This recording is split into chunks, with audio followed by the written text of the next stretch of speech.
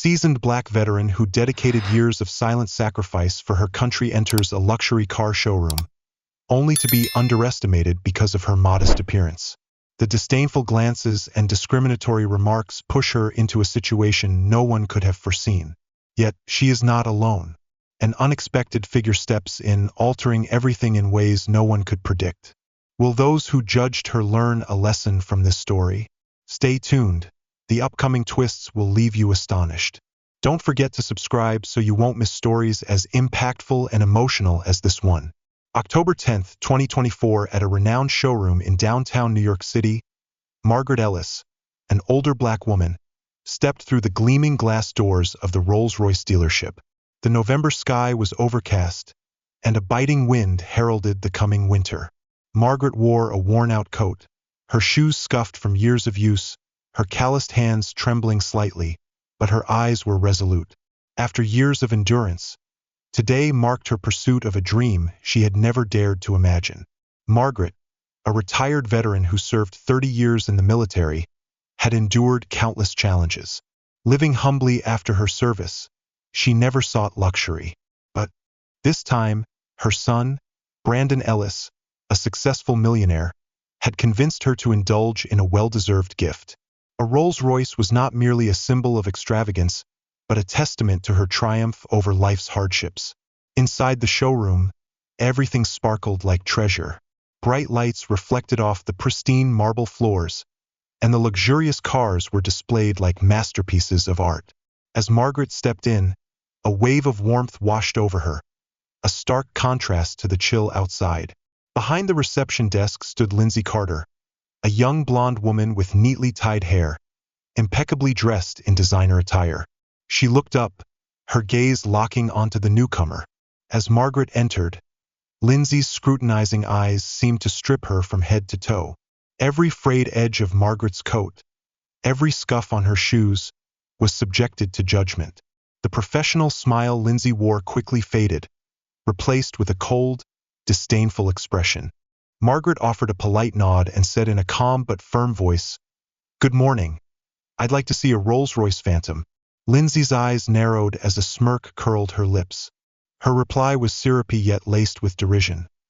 "Ma'am, I think these cars might be beyond your financial reach." Margaret's brow furrowed slightly, but her composure remained steady. "I've done my research and know exactly what I'm looking for," she said. Lindsay let out a short, cutting laugh, the sound as sharp as a blade to Margaret's dignity. "Excuse me, but this showroom isn't for sightseeing. We cater only to serious buyers, and clearly you're not one of them." Margaret, feeling the sting of Lindsay's words, maintained her calm demeanor and replied, "I am a serious buyer. I'd like to see the car, and I can afford it." The smirk faded from Lindsay's face. She leaned over the desk, her voice low but dripping with condescension. "Take a good look at yourself. Are you sure you're in the right place? Rolls-Royce isn't for people like you." The words "people like you" hung in the air, heavy with implication. Lindsay's eyes gleamed with overt disdain. Taking a deep breath to steady herself, Margaret responded quietly, "My son is Brandon Ellis, CEO of Ellis Ventures. I'm here to purchase a car with his assistance." At the mention of Brandon Ellis, Lindsay hesitated briefly, but her arrogance quickly returned. "Oh, really? You know Brandon Ellis? Anyone can drop a name. But I doubt Mr. Ellis has any connection to you." She emphasized the last word, folding her arms with a dismissive shake of her head. "I think you should leave before wasting any more of our time. Honestly, you're not the kind of customer we cater to." Lindsay raised her voice, ensuring the other customers in the showroom could hear. A few turned their heads, their expressions a mix of curiosity and discomfort. Unfazed, Lindsay continued, "If you don't leave, I'll have to call security." Despite the tension thickening the air, Margaret stood firm. Though her heart ached from the cruel words, her demeanor remained composed. Before Lindsay could escalate further, the sound of the glass door chime broke the tense silence. A man strode in, the sharp clicks of his polished leather shoes echoing against the marble floor. It was Brandon Ellis, a tall, imposing figure clad in a tailored navy blue suit. His presence exuded authority and power, drawing every eye in the showroom. His gaze swept across the room and quickly settled on his mother, standing motionless under Lindsay's scornful glare. Brandon's jaw clenched, and his piercing eyes darkened with fury. Striding purposefully toward Margaret, Brandon's every step resonated with unspoken defiance. Conversations among the wealthy patrons ceased, replaced by murmurs and wide-eyed stares. Reaching his mother, Brandon gently placed a hand on her shoulder. His voice, though steady, was laced with a quiet intensity. "Mom, what's going on here?" Margaret, though composed, could not conceal the weariness in her tone. "They don't believe I'm here to buy a car, Brandon. The receptionist said I don't belong here." Brandon's gaze snapped to Lindsay, who froze under the weight of his glare. The confidence she had moments ago dissolved into visible unease. She opened her mouth to speak, but Brandon's cold, commanding voice cut through. "Did you just tell my mother she doesn't belong here?" Lindsay stammered, her face pale. I didn't mean it that way. I just wasn't sure." Brandon raised his hand, signaling her to be silent. His voice deepened, sharp and full of authority. "Uncertain about what?" "Uncertain that my mother, a veteran who has sacrificed her entire life for this country, can walk into this showroom." At that moment, the showroom manager, David Marshall, stepped out from the office behind him, his face striving to maintain composure. He quickly recognized the gravity of the situation and attempted to intervene. "Mr. Ellis," he began hesitantly, "I believe there might be a misunderstanding here. We highly value our customers and—" Brandon spun around, his cold gaze causing David to pause. "A misunderstanding? No, this isn't a misunderstanding. This is blatant arrogance and discrimination in what you call premium customer service." He pointed towards Lindsay, who was visibly trembling. "Your employee looked at my mother and decided, based solely on her appearance, that she wasn't worthy of being served. This isn't a misunderstanding, Mr. Marshall. This is discrimination."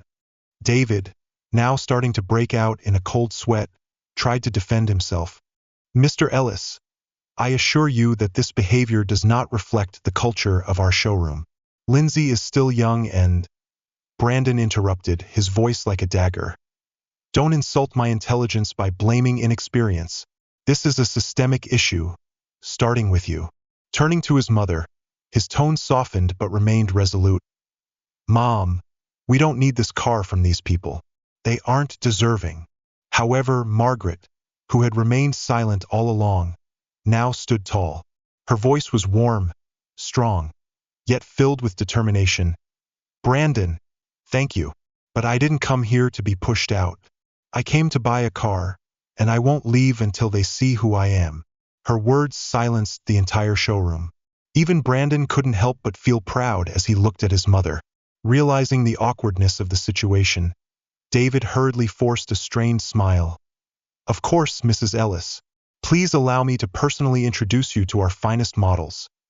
But Margaret raised her hand, cutting him off, her gaze firmly fixed on Lindsay. "No, I want her to do that." Lindsay, her face flushed, cast a pleading glance towards David, but received no assistance. Eventually, she had to step away. From the desk, her voice barely above a whisper, "Yes, please follow me this way." As Margaret and Lindsay walked towards the display area, Brandon remained standing, his eyes sweeping over all the staff and the attentive customers watching intently. His voice was cold, yet echoed throughout the room. "This isn't over." Margaret walked slowly alongside Lindsay through the display area, where the gleaming Rolls-Royce cars stood like works of art. Lindsay's awkward posture was evident, her eyes constantly avoiding Margaret's gaze. "Here is our latest Phantom model, ma'am," Lindsay said, her voice trembling, pointing towards the sleek black car in front of her. Margaret approached, gently touching the shiny body of the car.